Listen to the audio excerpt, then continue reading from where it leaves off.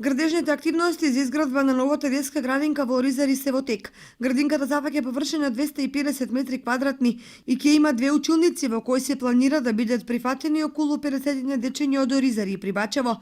Од општината задоволни од тековните активности, вела дека изградбата се очекува да заврши за 40 дена. На огромно задоволство на сите граѓани од населба Оризари, градинката која што е планирана да се изгради овде до крајот на 2015 година е во тек и интензивно се работи на незино санирање, односно реновирање на просторот кој што е во собственост на општина Кочани.